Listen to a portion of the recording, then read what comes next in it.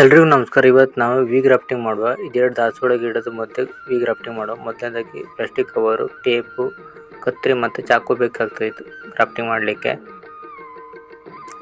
ಮೊದಲಾಗಿ ಒಂದು ದಾಸವಾಳ ಗಿಡನ ಕಟ್ ಮಾಡ್ಕೊಳ್ಬೇಕು. ಯಾವ್ದು ಒಳ್ಳೆ ಇರ್ತದೆ ಅದನ್ನ ಕಟ್ ಮಾಡಿಕೊಂಡು, ತದನಂತರ ಈ ದಾಸವಾಳ ಗಿಡನ ಗ್ರಾಫ್ಟಿಂಗ್ ಮಾಡುವ. ಅದನ್ನು ಕಟ್ ಮಾಡ್ಕೊಂಡಿದ್ದೆ. ಈಗ ಫುಲ್ ಎಲೆ ಎಲ್ಲ ಕಟ್ ಮಾಡ್ಕೊಳ್ಬೇಕು. ಎಲೆ ಇದ್ದರೆ ಅದರಲ್ಲಿರುವ ನೀರಿನ ಅಂಶ ಎಲ್ಲ ಹೀರ್ಕೊಳ್ತದೆ, ಗಿಡ ಹಾಳು ಮಾಡ್ತದೆ, ಗ್ರಾಫ್ಟಿಂಗ್ ಹಾಳಾಗ್ತದೆ.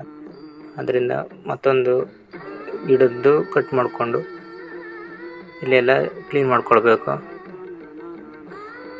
ತದನಂತರ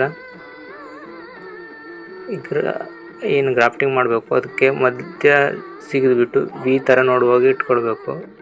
ಮೊದಲೇ ಕಟ್ ಮಾಡಿರುವಂಥ ಏನು ದಾಸವಾಳ ಗಿಡ ಇದೆಯೋ ಅದನ್ನು ವಿ ರೀತಿ ಕಟ್ ಮಾಡ್ಕೊಳ್ಬೇಕು ಎರಡು ಬದಿಯಲ್ಲಿ. ಆಮೇಲೆ ಇದರಲ್ಲಿಟ್ಟು ಪ್ಲಾಸ್ಟಿಕ್ ಟೇಪನ್ನು ಸುತ್ತಿಬಿಟ್ಟು ಪ್ಲಾಸ್ಟಿಕ್ ಕವರಿಂದ ಮುಚ್ಚಿಡಬೇಕು, ನೀರೆಲ್ಲ ಆವಿ ಆಗಬಾರ್ದು ಅಂತ.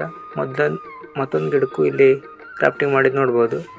ಇಷ್ಟೊತ್ತು ವಿಡಿಯೋ ನೋಡಿದ್ದಕ್ಕಾಗಿ ಧನ್ಯವಾದಗಳು. ನಮಸ್ಕಾರ, ಧನ್ಯವಾದ.